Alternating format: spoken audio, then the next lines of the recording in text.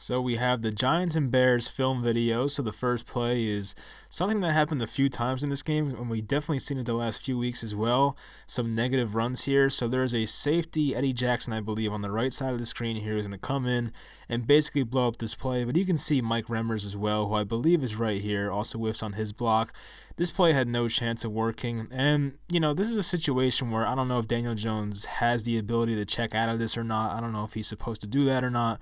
But when you look at it from this angle, right, you see the safety, Jackson right here, definitely is showing blitz. Of course, it could have been a fake, but if Daniel Jones checked out of this play, it could have been a quick slant to, I think this is Sterling Shepard right here. Sterling Shepard would have been wide open. I mean, he would have been open here, could have picked up a first down. So that's unfortunate. It has to do with your rookie quarterback, and I don't know if he's allowed to check out of that stuff yet or not. But the blocking was not great on this play, and then Jackson has a free rush at Saquon before he could even do anything. So that was an unfortunate play for the Giants offense. So I talked about this play during the reaction video, how Daniel Jones nearly had a pretty bad interception on the Giants' first drive, and this was a play that could have been a pick six, honestly, if you see from the other angles. So I think it's number 27, one of the defensive backs right here, follow the mouse.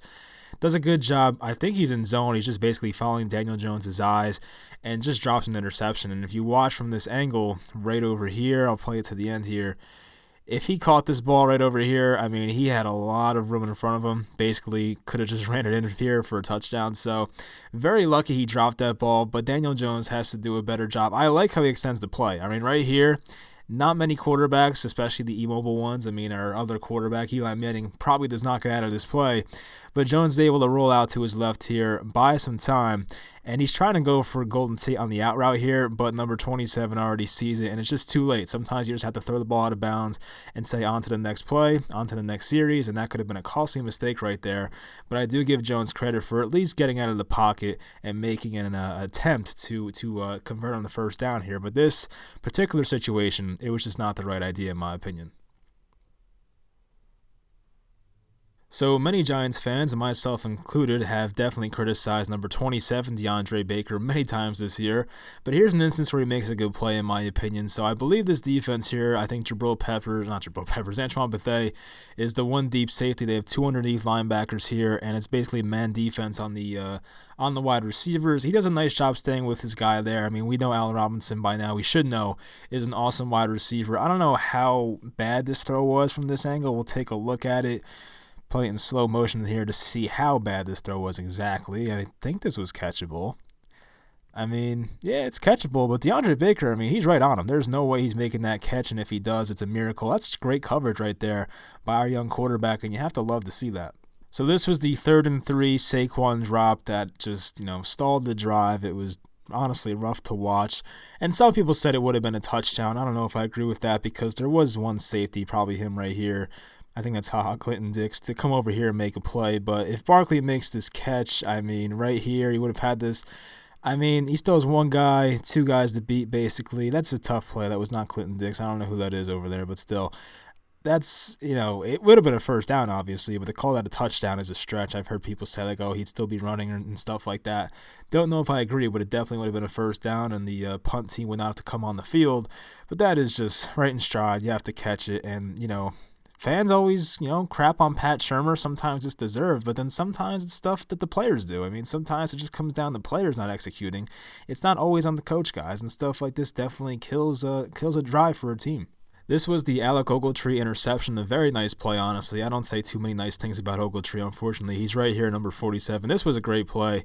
I believe it was Tampa 2 because you have the two deep safeties, and Ogletree drops way back over here by the G in Chicago. So that's what I think the defense was.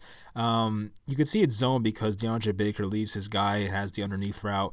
Basically, they're running trips on the right side here. Allen Robinson was running a post route, and everyone else was going deep. So it was tough because if you watch from this angle, Ogletree basically has to worry about Allen Robinson, who we should know by now, as I said, a very good wide receiver. He passes him off because he's reading Trubisky's eyes, right? When you're in zone, you have to worry about the quarterback's eyes more than the receivers themselves. And he makes a great play. He sees where Trubisky was looking, sees where the ball was going. He retreats and makes an awesome play. So you got to love that from Alec Ogletree. So before we went over the Saquon drop on a 3rd and 3, this is a 3rd and 7.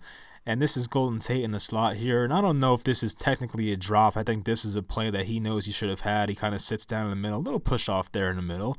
Not called, but doesn't make the play. You can see him looking up in the air. He was not happy about that. He knows he should catch a ball like that. We'll see this angle from Jones, and I think Jones makes the right play because if you stop it right there, I mean, if you're Jones, you have to realize that this defender, it's hard to see, honestly, but the defender's on Golden Tate's left shoulder, so you kind of have to throw it towards his right shoulder to avoid any type of interception. So Jones puts this in the right spot, and he comes back for a little bit, had it on both his hands, unfortunately cannot come up with the catch, but that's a play that Golden Tate's going to make most of the time, so it is what it is. I mean, that's another third down conversion. I think the Giants were 1 for 12 on third down conversions or some crazy number in this game, and that's an example right there. So these are two examples early on of the Giants dropping balls that could have been first down conversions, and even right here, I mean, if you look here in the flat, whoever this is, I don't know if it's Caden Smith, whoever it is, he was wide open. So if he just catches the ball and just turns upfield, picks up a first down, that's a mistake, on Daniel Jones. I mean, I don't want to call it a mistake technically, but I think that's Simonson on the outside right here. I mean, he was open, but Daniel Jones, of course, is not looking that way. This should have been converted anyway, but it still sucks to see from this angle that Simonson was wide open and wouldn't have had a first down. So this play was very annoying. I think it was a third down and maybe like a 3rd and 12 or something like that, but it was a third down and Mitch Trubisky was on his own 2-yard line here. I think it was 5-yard line based off where the marker is here, but still, they're backed up in their own territory and the Giants get no pass rush. He's pump faking. He's standing there for 5 or 6 seconds, then finally breaks out and picks up a first down. That just annoyed the hell out of me, honestly. We'll see from the other angle what the pass rushers or quote-unquote pass rushers were doing here. So they kind of show a blitz. These guys all back up in coverage. You have Leonard Williams, I believe. You have Lorenzo Carter. You have Dexter Lawrence, and then Marcus Golden. So we'll see what each of these guys do here. They run a stunt on the left side, and I don't know what. I think Golden acted like he threw the ball there. I don't know what was going on with him there. And let's see the right side of the line, what they were doing. So looks like a double team there for Leonard Williams. Lorenzo Carter then faces, I guess that's the center. Can't get by him either. And if you see here, I mean, Marcus Golden turns his head at this moment, but Mitch Trubisky still has the ball. So I don't know if he thought he threw it or not. The coverage was really good on this play, so it's unfortunate. It's just a coverage sack that went to waste, and the Bears pick up a first down on that play. So Pat Shurmur has 1, 2, maybe 3 plays per game that get me very excited and I enjoy watching them. And here's one right here. It's basically a fake inside handoff to Saquon. Then you have Sterling Shepard come on the outside, gets the outside handoff or pitch, whatever you want to call it.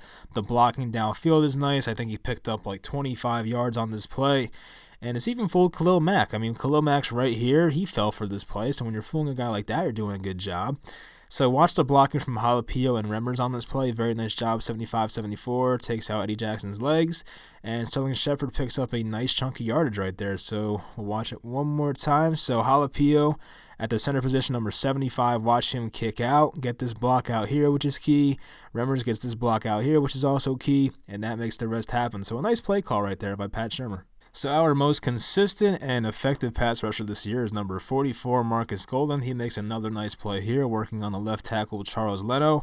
Kind of goes out at first, then comes back in, and once Trubisky steps up in the pocket, he's there to meet him. It's a very nice play by him. And he doesn't have any terrific pass rushing moves. When I watched him in Arizona, he's just a very high effort and energy guy, and that's exactly what you get right there. Basically, he does not give up on this play. He starts going on the outside shoulder, then kicks back in real quick. Leno's feet are not quick enough to get over there, and he gets Mitch Trubisky for a sack. So, I mean, this is a guy that I want to see back next year. Marcus Golden's proven everything you needed to see this year. He still has it. He's still an effective pass rusher, and hopefully he's still on this team in 2020. Here we have the rookie Darius Slayton on the bottom of the screen right here, working on Prince Amukamara, the former Giant cornerback. And this is a play that should have been an 8-yard gain at most, but he turns it into an 18-yard gain and breaks a tackle right there and turns upfield, has the speed to get the edge there and pick up 18 yards on the play, whatever it was. I mean, it's a fantastic play. I love what I've seen from him so far this year. Of course, Slayton's had some drops this year in some crucial moments, but at the same time, he's been terrific, exactly what you wanted from a 5th or 6th round pick, whatever he's been, and I'm very excited to see what he can turn into in the future. As I said before, I mean, someone asked a comparison. I said John Brown, and maybe that could be possible. And John Brown's still a good player, having a nice year in Buffalo right now. So we'll see what Slayton can do in the future, but he's proven things like this, and he's been a great player for us so far. I'm sure you guys will love this, and I will blame Pat Shurmur for this play. So this was a 3rd and 1, I believe. So they do like a fake fullback dive, a fake handoff, then a pitch to Saquon Barkley. Watch Leonard Floyd, number 94, and then Eddie Jackson, 39. They do not bite on this play at all, and it's an example of getting too cute. And Saquon has nothing to do here. I mean, there's really nothing anyone can do in that situation. I guess they should have went with the fullback dive, honestly. That would have been the most effective thing at this point. I think if Penny got the handoff, he probably could have taken down, I don't know if this is Amukamara, whoever this is, he probably could have picked up that yard.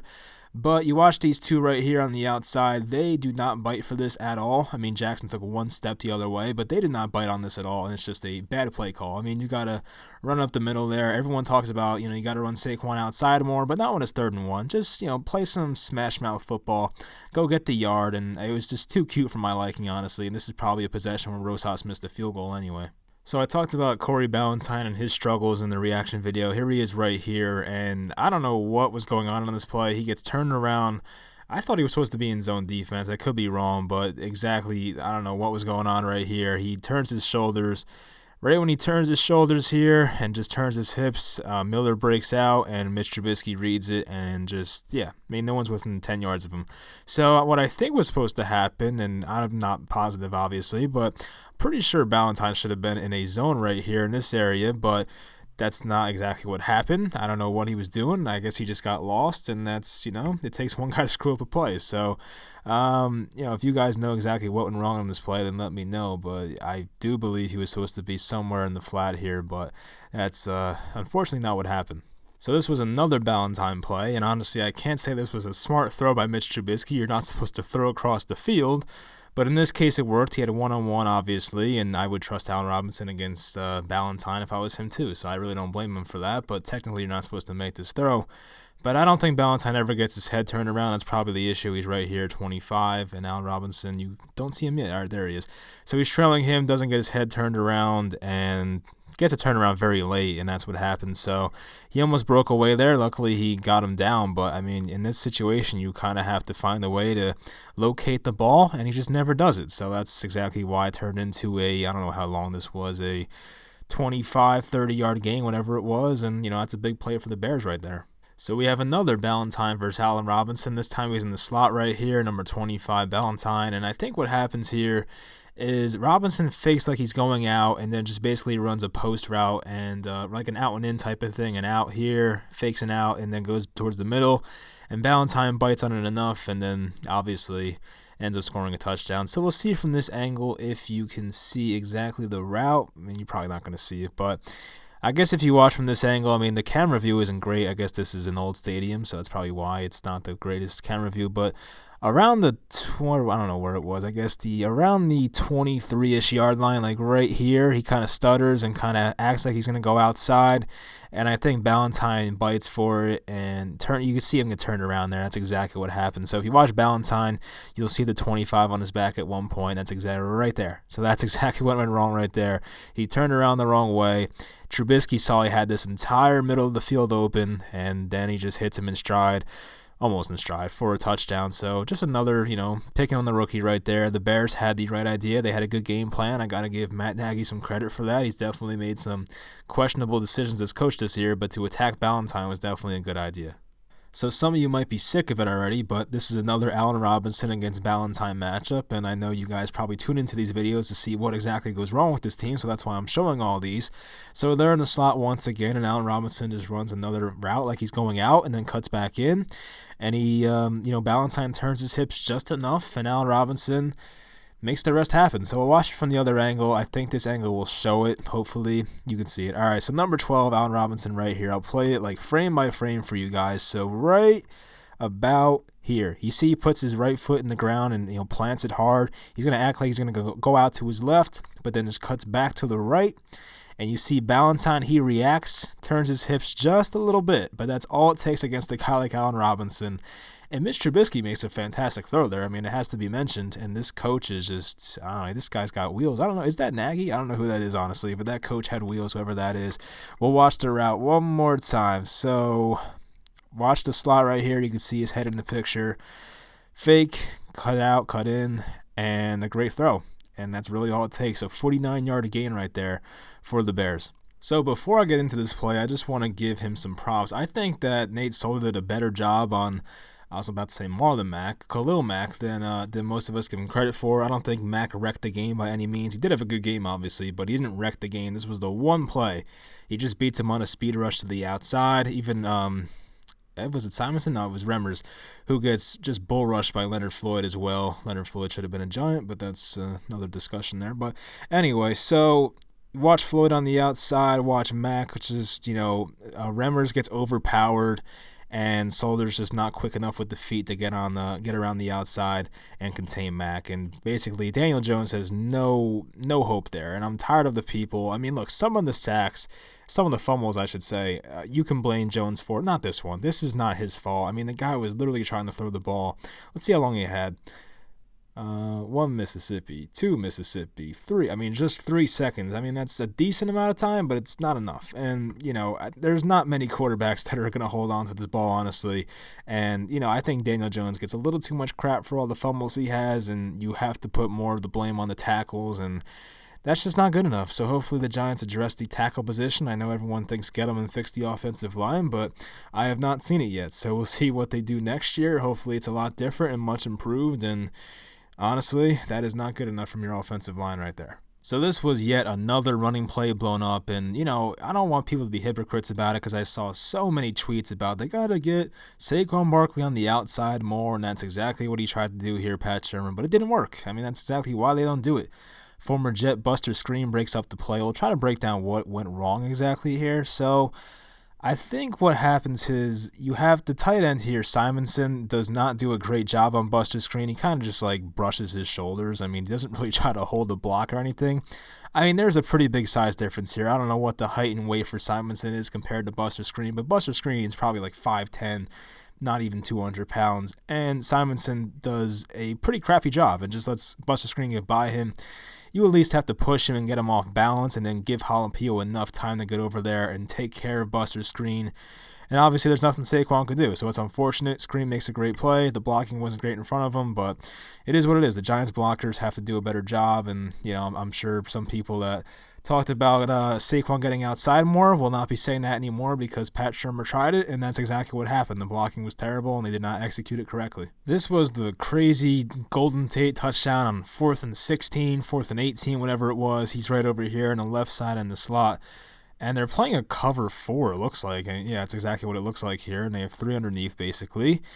And I think Eddie Jackson just takes a wrong step. And this probably shouldn't have happened, honestly. If you watch Jackson right here, I mean, his responsibility, of course, is to play deep and not let anything go behind him. And that's pretty much what he did. So you see him backpedaling here, steps up for some reason, and then lets Golden Tate get by him. So that's just a bad play by him, and the Giants get away with one luckily there. But Daniel Jones makes a great throw. I mean, this is awesome. Puts it in a great spot for him, steps up, avoids the rush. I think the left side of the offensive line was pretty useless right there.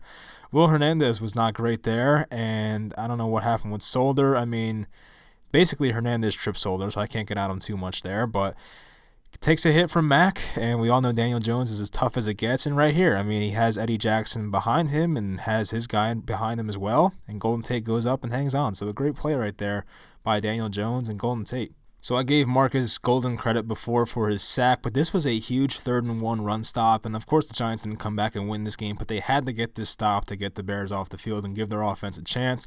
So I think they just do a halfback dive, if I remember correctly, to David Montgomery, and yeah, it's basically what it is. But basically the left guard, or no, the right guard, whoever this is, 69, was supposed to pull and take care of Marcus Golden. He beats him to the spot and takes care of David Montgomery. And that's a tough tackle to make because Montgomery, once again, I don't know his height and weight, but he's a pretty thick back, honestly. He's not one of those Tariq Cohen type, just pass-catching backs. This guy has some meat on him, and that's a tough play to make. Wraps him up by the waist and doesn't allow him to pick up any yards. That's a huge run stop, and if the Giants came back and won that game, that's the forgotten play right there that probably won the Giants the game, but unfortunately that was not the case. But a nice play in a critical situation by Marcus Golden. So this is the last play I'm going over. I hope you guys enjoyed this video. Let me know in the comments if you did. I probably will have a preview for the Packers game on Friday. Probably won't be doing it on Thanksgiving, of course, but if you're interested in NFL picks, I'll probably do that tomorrow as well. So hopefully you guys tune into all that stuff, and if you made it this far, I appreciate it, and I'll talk to you guys next time.